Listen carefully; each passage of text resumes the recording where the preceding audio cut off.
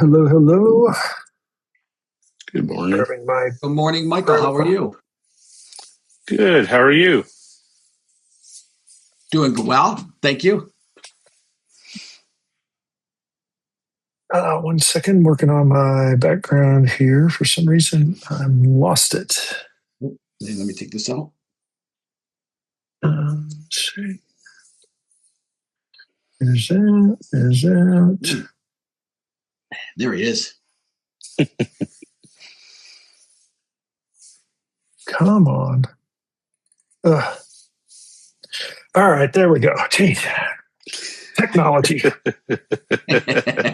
How you gentlemen doing today? Doing real good. How about yourself? Doing good. I don't have the red in my background like you guys, but I am wearing a shirt that somewhat matches, so I think we'll be okay. Yes, that works out perfect. You got the right memo. You're color coordinated with this. So let's see. I got so many little things bugging me today. So the way we're going to do this is we keep it really conversational. What we'll do is we do it as it's a podcast, but it's also a YouTube video as well, which I want to make sure I am recording correct. Yes. Okay. And so we have the green room essentially beforehand a little bit before we'll dive into the podcast, but then we also will have we call it basically a bonus material after the episode. What we'll do during the podcast is I'll start it off. I'll introduce myself. Michael will introduce himself. We'll pass it to you to introduce yourself. And then we dive right into a conversation. We've done this over 100 times, and we have always had, every single time it's gone right from the introduction into a great conversation. So no pressure. But we'll dive right in. There's a lot to talk about. Just look at some of the stuff you do and your focus. So I'm pumped already to talk to you about it. We'll go straight through, even though we will end up splitting it into 2 different podcast episodes of about 25 minutes-ish each. We'll just do that sort of organically wherever there's sort of a stopping point. We'll do a pause. We'll come back in. That is just entirely, you don't have to worry about that at all. We'll get into a roll. It'll run about an hour. As we get towards the end, I'll give you an opportunity there to sort of just give some of your links or best places for people to get a hold of you or track you down. Mm-hmm. And then we'll close out the audio part, and then we'll step right into the bonus, which is essentially we either say, hey, if there's a challenge that you'd like to give to the listeners, then offer a challenge. And if not, if there's just something that's something that's like a nugget of wisdom or something that you think that everybody, for everybody would benefit from, then we'll go from there. So I'll give you a little bit of time so you're not completely on the hot seat when we get to that point. Very good. Introduction. Any questions? How deep do you go into the introduction? It's as far as you want to go. We do our own we keep it very surface level because we do this every episode. You can go as far and deep as you want. Okay. Or shallow. Keep it as shallow as you want. I'm not really big talking about me. I'm talking about what I do and stuff like that. But yeah, okay. I'll work with that. Yeah, you can do. I mean, if you're comfortable with, you want to do a sentence or two or something like that, then we can work with that as well. We can find ways to make that work. Let me bring your information up because I just closed that window because it's just one of those days. Here we go. Okay, so cool. Got your stuff. Any questions about anything, Michael? Also, I guess audio level's good. I believe so. Dr. Joseph, can you say something one more time? Testing, 1, 2, 3, testing, 1, 2, 3, testing. Perfect. Yep, we're excellent. Good. So, all right. 3, 2, 1. Well, hello and welcome back. We are continuing our season where we are getting unstuck. We're getting forward momentum.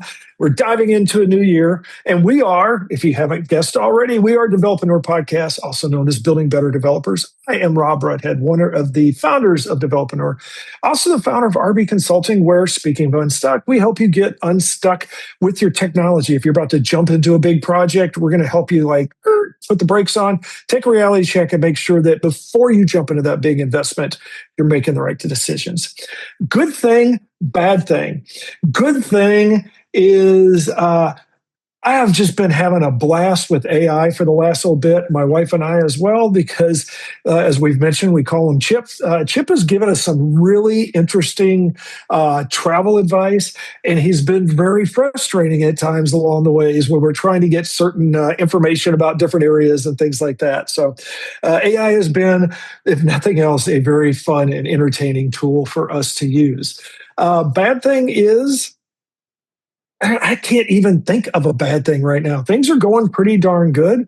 I guess it could be worse. It's like, you look at everything. I guess the worst thing I have right now is that I've had a little bit of rain occasionally instead of it's springtime and I am ready for the rain to go away. So the worst thing is, spring showers. I'm feeling pretty good. Even better is I get to pass this off for Michael to introduce himself. Hey everyone, my name is Mike Malash. I'm one of the co-founders of Entrepreneurial, Building Better Developers. I'm also the founder of Envision QA, where we help design and test software that fits your workflow so that you can stop fighting your tools and start growing your business. Let's see, good thing and bad thing. Bad thing is during this podcast, I have contractors coming to fix the plumbing in my house, so I will hopefully not have a lot of noise going on behind me. Good thing, the plumbing is finally getting fixed, and it's a gorgeous day outside here. And today we have a guest as well. So I'm going to, as always, let Dr. Joseph, I'm going to let you introduce yourself. So if you can go ahead and introduce yourself and introduce yourself to the crowd. Absolutely. It's great to be here with you guys, Rob and Michael. I'm Joseph Drolshagen, and I'm really become known as the rapid revenue architect to help businesses to get beyond the ceiling that we all hit at certain points in business growth and get back into that growth mode, but not do it with struggle and effort and all of that, but do it where there's the excitement of seeing the business growing, of being involved in that. And I love what I get to do. I'm sure we'll get into it in the conversation, so I won't go about how I've come from life to be where I'm at and stuff. But just great to be with you guys, and I'm looking forward to a really good conversation. I am doing the same and glad that you're bringing a little bit of energy as well. That's always like a great start.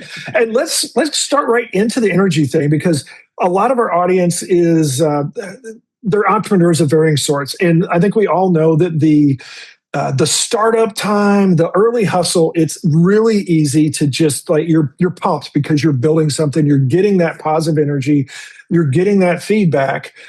And then somewhere along the way, as always, you're going to hit either a plateau or you're going to hit some bumps.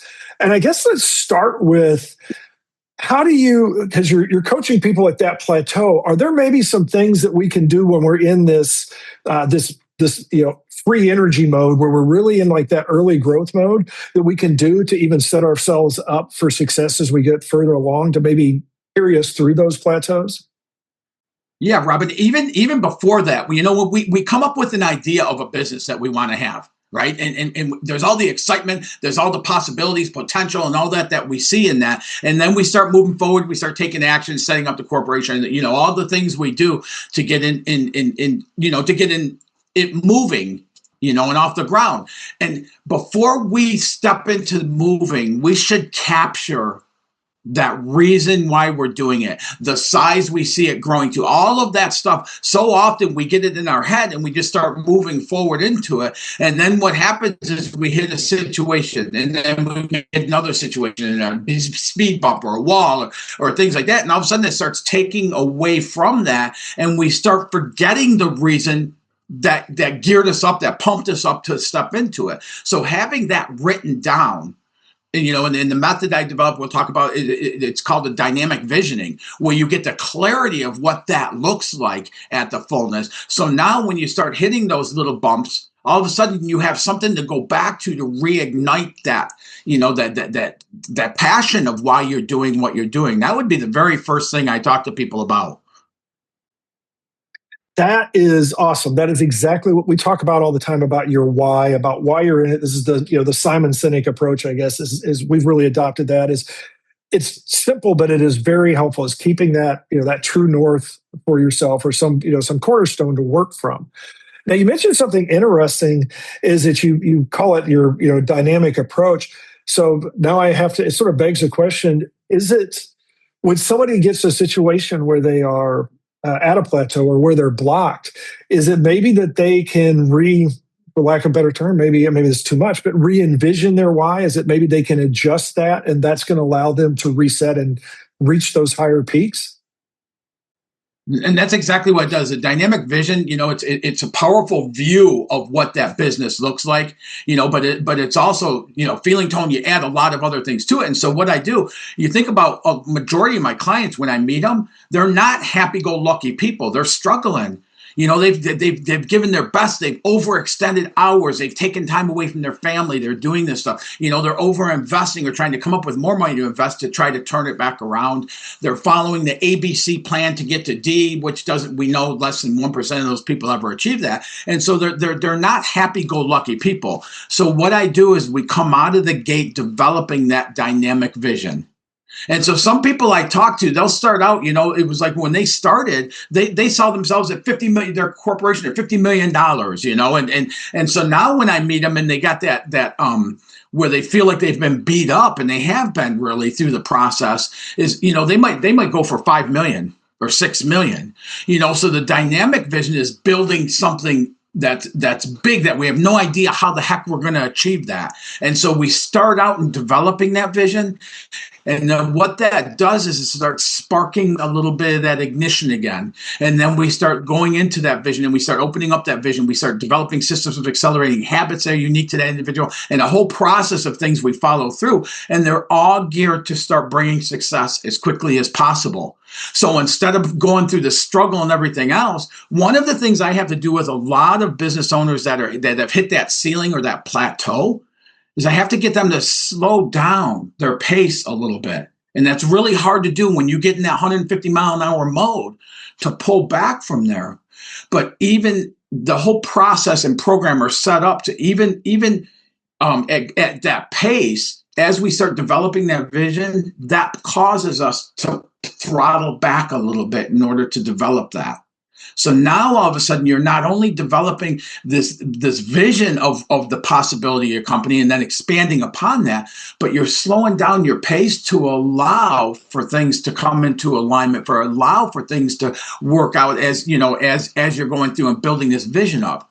And then we just start maneuvering that pathway to bridge that gap from where somebody's at to where they want to be. And it becomes a thing of enjoyment and excitement again, just like people have when they come to that decision point of starting that business in the first place.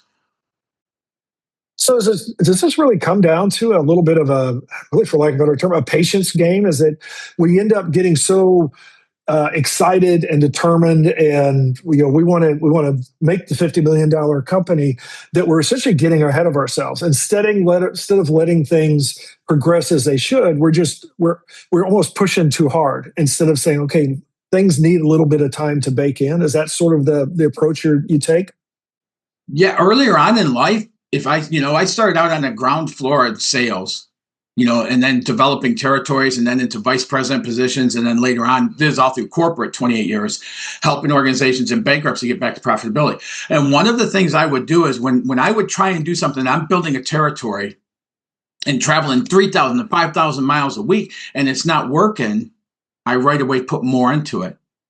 And so I start going harder and I start going more often and I start, putting more time into it. To every business owner who's hit a ceiling knows what it's like to have that thoughts about business in your head 24/7, and not be able to feel like you can't get away from that and trying harder. That's the first thing we do is we try harder to make it happen. We start wanting to change our strategies continuously. We say, I have times when I've lost two of my team members within a few weeks of each other, just because I burned them out, because I was going kind of like when I was starting to do this and trying to figure it out and it wasn't working, I'd go back into that side of working harder. I burned them out is what I did, let alone the burnout I experienced with it and had to take a pause back and come about it a new way. And that's exactly what this is. Any business owner, when things aren't working, what's the first thing they do? They try Go harder. Yeah. Put in more hours. And we know that produces less and less results. The more hours we put into it, the less and less results we get. But everything inside of that person who's hit that ceiling is, you got to keep going. You got to go harder. You got to do more to try to get out of it. And that's how we see a lot of businesses close.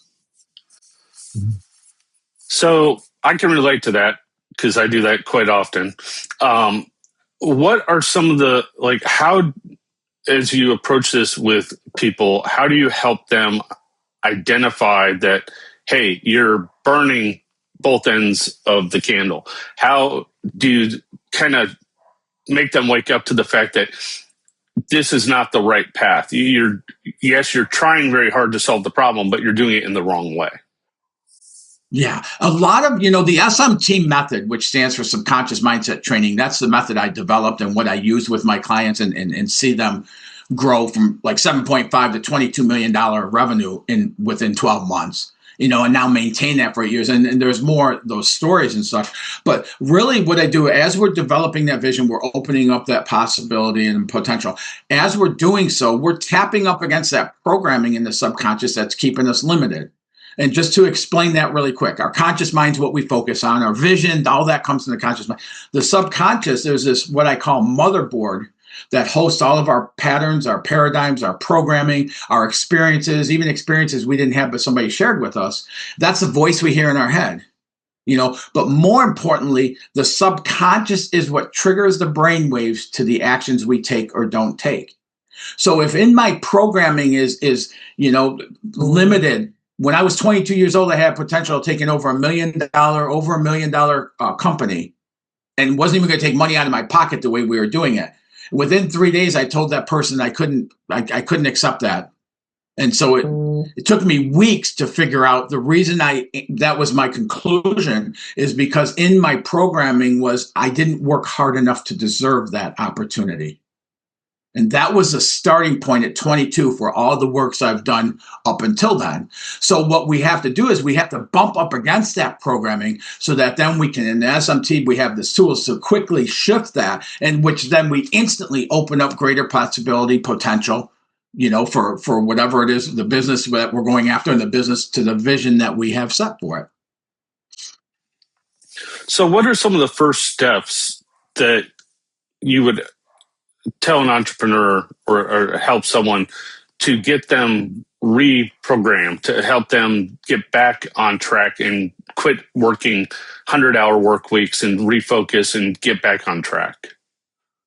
As I get them focused on developing the vision, you have to, the heaviest part of the whole thing as far as hour-wise is developing that vision, because that becomes our reality. So in developing that, you have to slow other things down to have the time to put into that. So that's kind of baked into that process in doing so. As we're going through and developing that vision, when that person that hit over $22 million in 12 months, their goal was to get from 7.5 to $10 million, and that's all they wanted to do.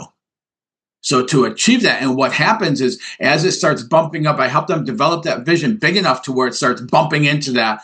There's no way in heck I can do this, like all that thinking, which is all that programming within that motherboard of the subconscious. So as we identify that, then we can take and we have the tools to actually shift that and open up avenues for greater potential. And that's really the whole process. And as we're going through that, we start experiencing results, positive results quicker. So we take the wins, right? And we use that as more motivation to build and grow. And now all of a sudden, as we're seeing these things unfolding so rapidly in our life, then of course we're more into it. So then as we're going forward within a couple weeks, even people are more willing to throttle back a little bit. They can start going, wow, what if I could really have this business and the freedom to enjoy it at the same time? So it's built into the whole mechanics of the entire process. Yes, I love that. That's the interesting part. And that's also the conundrum, right? Because when we start our business, we think that we have to be plugged into our business in order for our business to be successful. But when things go wrong, we get into that feedback loop was, okay, I got to do more, I got to do more, I got to do more. And we ultimately burn ourselves out. And it's very hard to even recognize that you've reached that point of burnout because you think you're being productive, but you're not. You're just moving. Basically, you're just spinning your wheels. You're not moving things forward. With that in mind, so for those starting out, like they may have this grand vision, like you said, like they want a $50 million company. Is it better to try, like set the long-term goal, but then set smaller stepping goals to get to that point? Like instead of the 50 million, go, okay, let's try to get like $5,000 a month in revenue this month, then 10,000 the next month. Like stagger the income versus trying to like eat the whole pie in one shot. Every corporation, every company I work with, it ends up happening that way. For the vision, I look at the fullness of it all, right? What's expansive enough to where it kind of scares me? The goal, if the goal would have been $22 million in revenue, I don't think that would have happened because it's so unbelievable to the person that it's even possible to go from 7.5 to 22, an increase like that. So yeah, along the way, every single person I work with, we have the vision of the fullness and we look out a few years too to see for that vision. So because we know it's going to take some time, but so we have the vision, and then as we start seeing things opening up, we start seeing opportunity showing up, we start seeing growth start happening. If you take somebody that's at a ceiling, and no matter what they do, it does not seem to be changing that at all, and now you open up an avenue and they start seeing some change, that's what you call the goal. That all of a sudden it starts opening up. And then as it opens up, as we get into more of that, then it starts opening up even more. And as we continue to go, and that's how we do that hockey stick ramping of a business revenues is by getting those successes aligned up. But really, ultimately, you guys, what we're doing is the person I'm working with cannot go out and get to that vision that they have for their business. They have to come from that place internally before it will ever show up on their externals. So everything I'm doing is helping that person get into that $22 million or that $50 million to become that person with whatever size revenue company that they desire to build. So with that in mind, does that make sense? Is this something that anyone through your program, anyone can achieve this, or is it really? I mean, entrepreneurs are a certain mindset. Not everyone is destined to run a business, but even those with the entrepreneurial mindset, is this something that anyone can do, or is this a challenge that some people are just going to have and not make it? Great question, Michael. No, it's not for everyone. And it took me a while in working with people to realize what that line was. And the line is, does a person believe it's possible? If they don't believe it's possible, I talk a lot with my clients about, a beginner mindset and things like that. And, we all know a lot of things, actually, maybe not as much as when we were teenagers, but we still know a lot of things from life experiences, things like that. Right. So and you have those people that are, I know. And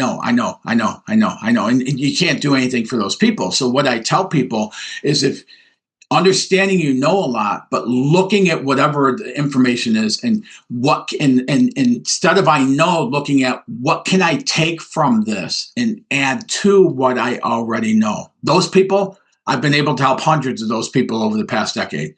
The people that are the I know people, that there's nothing I can do, and they won't experience anything different because they know everything and they're not open to learning anything new. So a business owner, and it took me a while because I want to help everybody. I love that I get to help people live better lives in the way that I do. But when I come up against somebody in there, I know, or like if I tell somebody, that, I have one of my clients, I went from 7.5 to over $22 million in 12 months. They go, that's BS. It will always be BS to that person. So that means they will never achieve something like that. Now, I've taken people that, like I said, the one that did that, they wanted to get to $10 million from 7.5. That's all they wanted to do. And because they had the belief in that, and you were talking about goals, because they had the belief in that, we could build the vision and grow it from there. then when we passed over $12 million, so quickly, all of a sudden, wow, maybe it is better, maybe it is bigger, and so actually what we did, because even at $15 million, the person could not see that any possibility whatsoever of that. And so what we did is we backed it to 12.5. So we went from 7.5, they wanted to go to 10, able to get to the 12.5, and then it built from there. And then as it started growing and as it started expanding so quickly as it did, then we went to the 16, 18, and ended up just going. I think the last update we had done was like $18 million. And once we hit that, it just kept flowing. And now they believe there was no limit at all.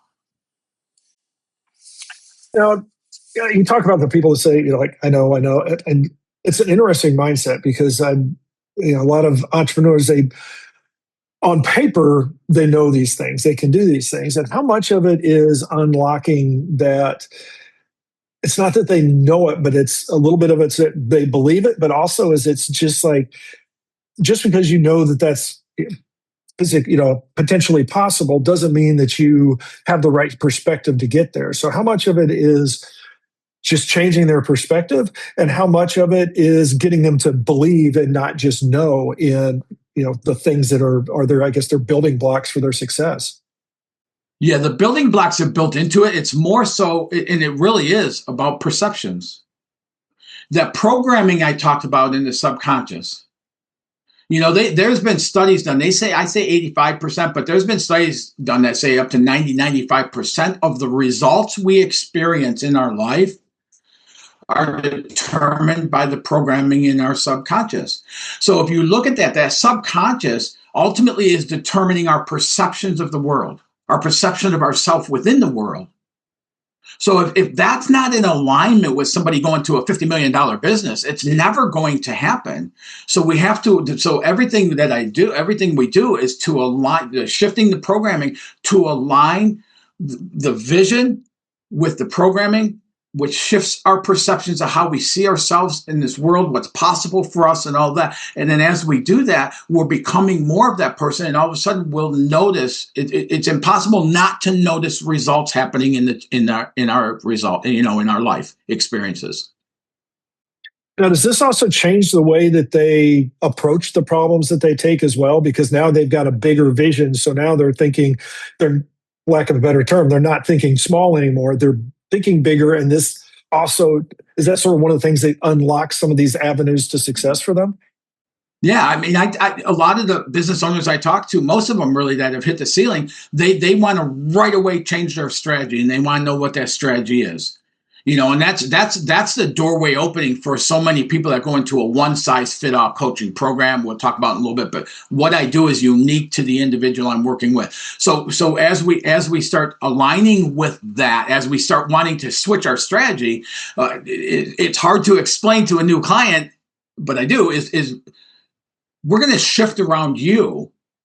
And as we shift that, as we remove those limitations in the subconscious and with the reprogramming and stuff, you're going to come up with a complete different strategy. And it's not going to be a strategy I give you. It's not going to be a strategy that, somebody else has or has done. It's going to be your unique strategy for you and your business, which opens up the greatest potential we'll ever experience.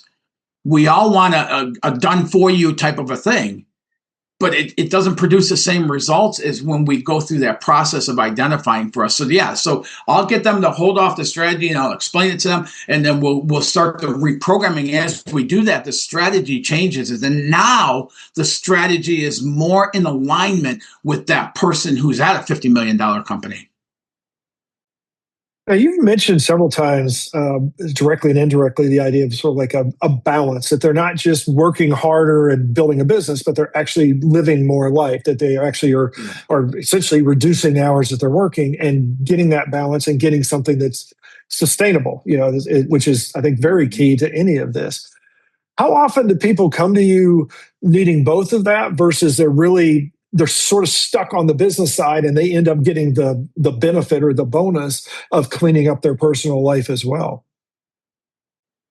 Most people, it's a sidebar, honestly. Most people I meet with it's a sidebar that there's no balance to their life. They might be living in anxiety and things like that, and they can't stop. They wake up in the middle of the night fearful of their business, and because it's a driving thought 24/7 and things like that. But most of them wouldn't say, "Yeah, I want to have more time with my family and stuff like that." It's that almost like a desperation that I'm killing myself and this business isn't growing type of a thing. And so what happens as the process unfolds, like the client at $22 million, that year of growth was the first year in her adult life that she took 5 weeks of vacation during that growth. So as that starts opening up, as we start seeing growth going from this and start growing, and then all of a sudden we're going, man, I got to spend the weekend with my family and enjoy it. Then that starts kicking in that side, the benefits from that side of it and such. And that is where we're going to pause. Don't worry, come back. The energy does not cut back at all. Doctor just keeps on rolling. Lots of great information, lots of great discussions. So we will be back next episode and continue this conversation. And we are actually getting close to the end of the season, but we do have a couple of things left before we get to that point. That being said, as always, go out there and have yourself a great day, a great week, and we will talk to you next time.